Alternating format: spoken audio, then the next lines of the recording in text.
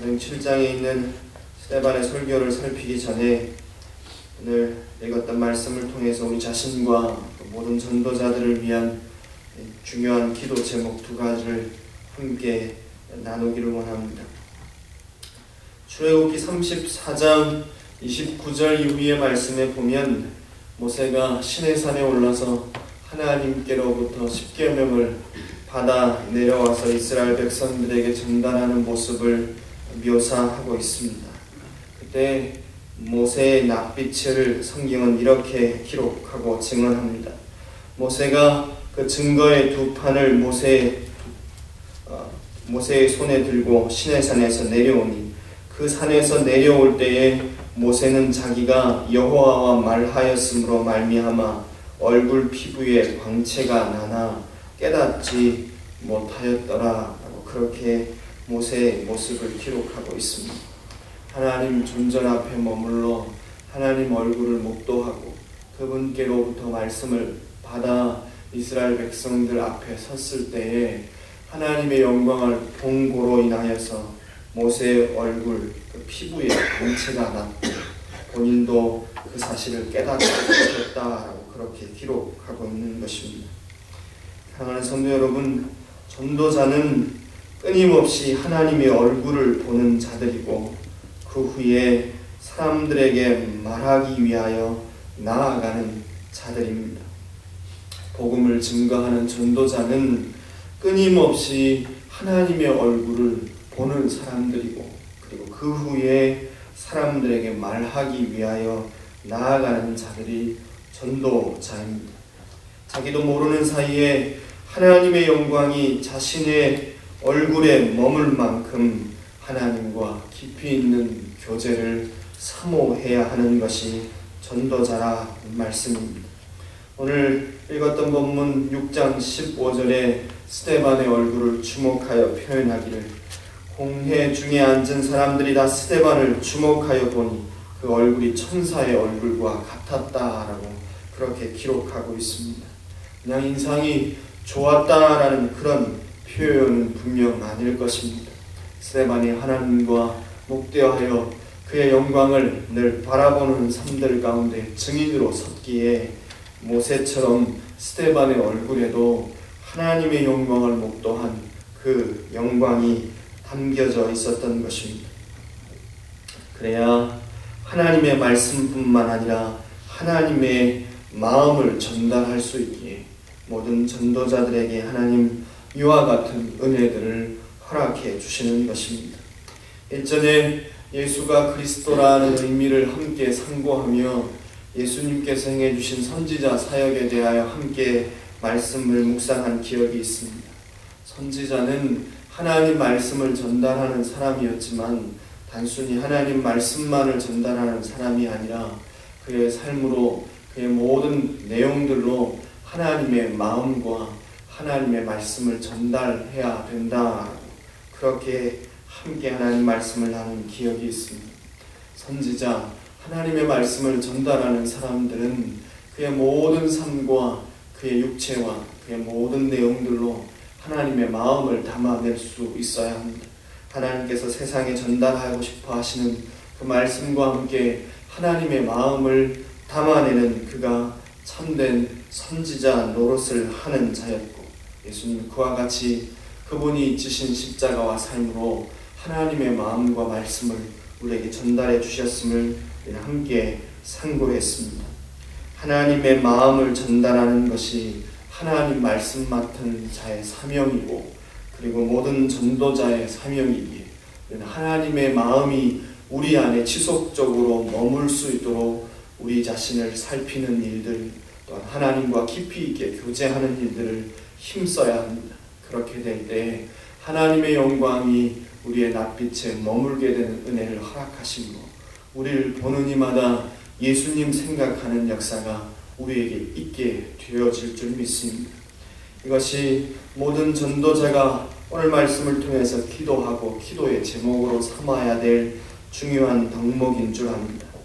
우리를 통하여서 그리스도의 영광, 하나님의 영광이 세상 가운데 비춰질 수 있도록 다른 무엇보다도 하나님 전전 앞에 머물러 그분과 교제하기를 힘쓰고 그분의 얼굴을 본 이후에 사람들 앞에 나아가 하나님을 말할 수 있도록 은혜 주시도록 기도해야 될 줄 압니다.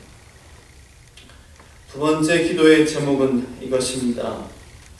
생명이 있는 것들을 다루어서 결실을 보려는 작업을 하는 사람들은 누구나 다 수확에 대한 기대감과 부담감을 가질 수밖에 없습니다.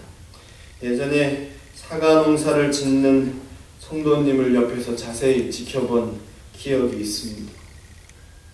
태풍이 한번 불었는데요. 신방을 갔더니 진짜 그 넓은 사과밭에 땅이 보이지 않을 만큼 사과가 천지의 바닥에 떨어져서 깔려있는 걸 바라보았습니다. 제 마음도 아팠는데 그분은 얼마나 마음이 아팠겠습니까? 하루 반나절 정도 같이 떨어진 사과를 주워드렸는데 참 허리가 끊어지는 줄 알았습니다. 생명이 있는 것들을 다루어서 결실을 보려는 작업들은 이와 같은 고통이 있습니다. 열매에 대한 부담감들, 열매를 거둬야 된다라는 그와 같은 기대들이 있는 것입니다. 복음을 전하는 전도자들도 마찬가지입니다. 영적이든 육적이든 농사꾼은 수확에 대한 부담감들을 가질 수밖에 없는 것이 사실입니다. 저도 그러면 안 되는데 하면서도 사역을 하면서 숫자를 세하게 되어집니다. 열매가 있어야 되는데 라는 부담감이 모든 사역자들에게 떨칠 수 없는 부담감일 수밖에 없습니다. 그렇지만 또한 명심해야 할 것이 있습니다. 그것은 생명을 다루어 열매를 보려면 반드시 기다림이 필요하다는 것입니다. 이 기다림 가운데 지치지 않고 또한 전진하기 위해서 우리는 열매를 거두게 하시는 하나님을 신뢰하는 법을 늘 배워야 합니다. 시편 126편 6절 말씀에 울며 씨를 뿌리러 나가는 자는 정녕 기쁨으로 그 단을 가지고 돌아오리로라 라는 약속의 말씀이 있습니다. 울며 씨를 뿌리러 나가는 자는 정녕 기쁨으로 그 단을 가지고 돌아오리로다 라는 약속의 말씀입니다. 농부는 비를 내리게도 할 수 없고 태양의 빛도 조절할 수 없어서 하늘을 바라만 봐야 하는 것이 농부지만, 그러나 땀 흘려 더위 내에 씨 뿌리고 김 메고 돌보는 일들을 하게 되어지면 기다린 끝에 결실의 날 반드시 한 번도 실패 없이 열매를 거두게 된다는 것입니다. 따라서 우리는 이와 같은 하나님의 은혜, 기다림 가운데 주시는 결실에 대하여 확신하고 우리가 하는 사역에 대한 부담감들을 내려놓아야 될 줄 압니다. 자녀들과 이웃들과 성도들을 위하여서 수고하고 기도하며 그 결실을 기대하지만 더디 응답되는 것 같은 상황들이 얼마나 많이 있습니까?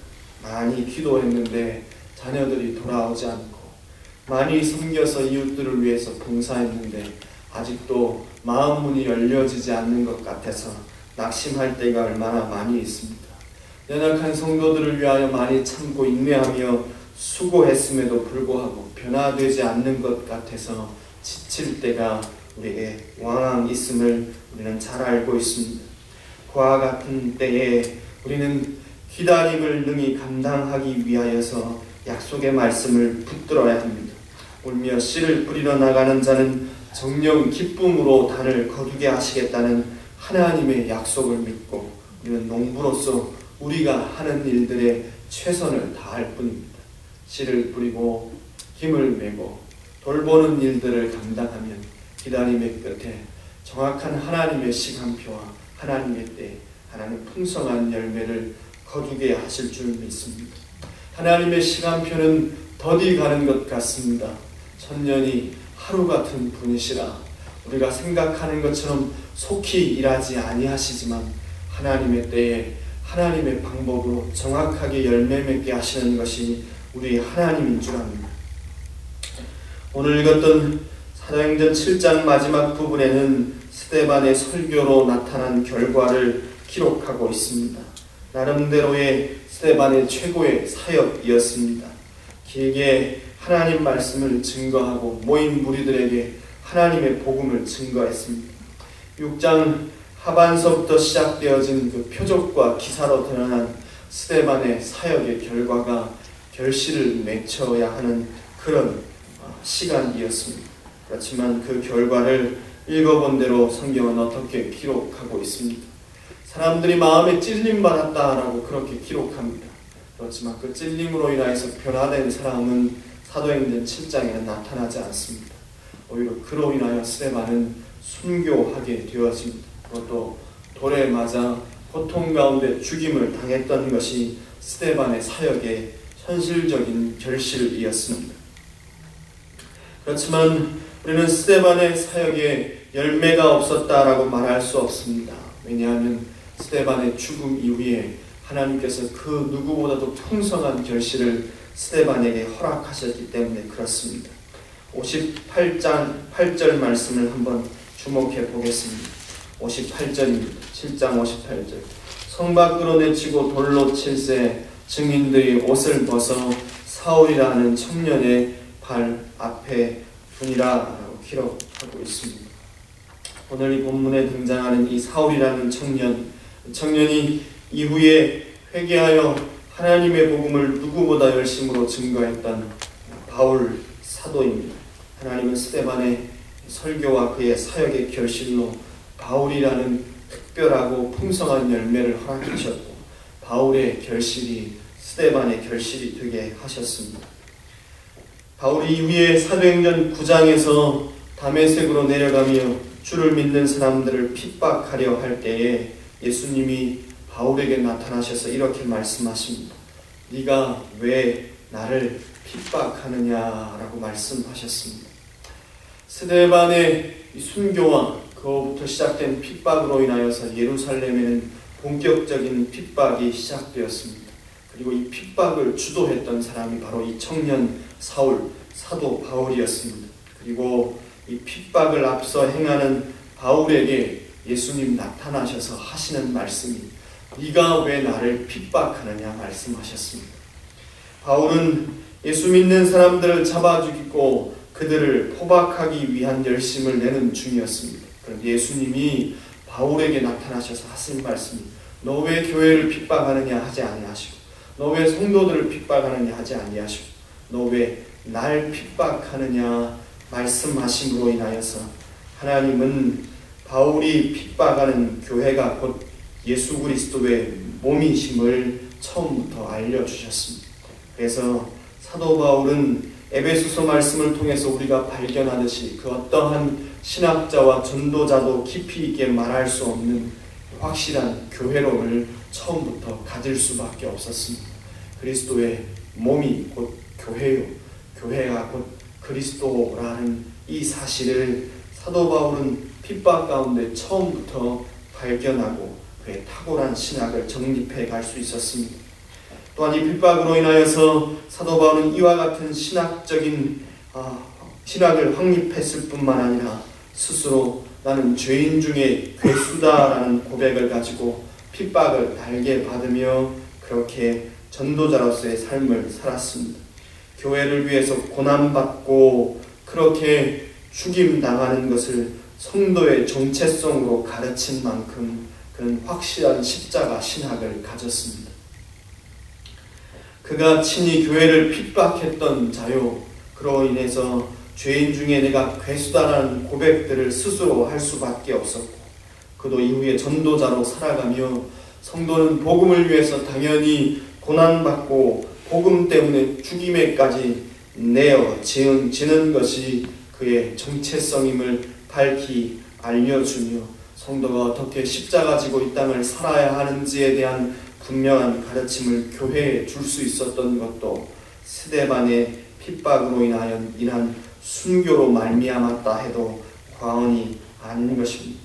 이와 같은 바울의 됨됨, 바울의 신학적인 완성, 바울의 선교의 열매 이 모든 것이 스데반의 순교와 그의 사역의 결실이었음을 우리는 잊지 말아야 합니다.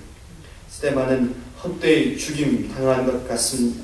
열심히 술을 뿌렸지만 아무 결실도 얻지 못한 것처럼 여겨지지만 살핀 것처럼 이와 같이 탁월한 열매가 그의 사후에 죽음 이후에 맺혀졌음을 기억하고 이런 마음 가운데 위로를 얻어야 할 것입니다. 오늘 함께 나눠드린 기도의 제목은 바로 이와 같습니다. 사실은 한 가지 기도의 제목입니다. 모든 전도자들과 사역자들은 이와 같이 하나님 앞에 품고 기도해야 될 줄 압니다.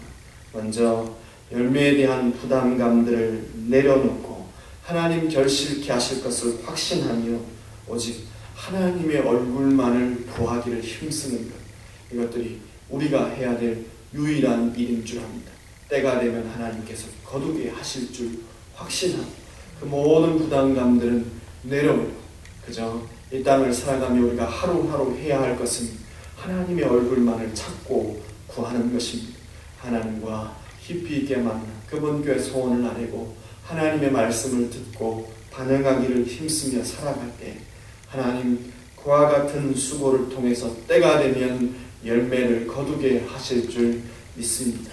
오늘 이 말씀을 기억하고 오늘도 지치지 아니하고 우리의 이웃들과 자녀들과 우리가 섬기는 성도들을 위하여서 씨를 뿌리고 기도하는 작업들을 감당할 수 있기를 원합니다. 이 말씀을 기억하고 함께 1, 2분 동안 통성으로 기도하며 나아갑시다. 하나님, 지치지 않고 씨를 뿌리고 하나님 돌보는 일들을 감당케 해주십시오. 때가 되면 열매를 거두게 하실 줄 믿고 확신하며 울며 씨를 뿌리러 나아가는 자는 정녕 기쁨으로 그 단을 거두겠다 하셨는데 자녀들, 우리의 이웃들과 성도들을 위하여 수고하고 하나님의 얼굴을 구하는 이 일들을 지치지 아니하고 감당하게 하시고 때가 되어 하나님 열매를 거두게 하시는 것을 경험케 하여 주십시오. 우리 말씀을 기억하고 기도하기 원합니다. 덧붙여 기도할 때 오늘 아침 수술 앞두고 있는 담임 목사님 위하여서 기도하겠습니다.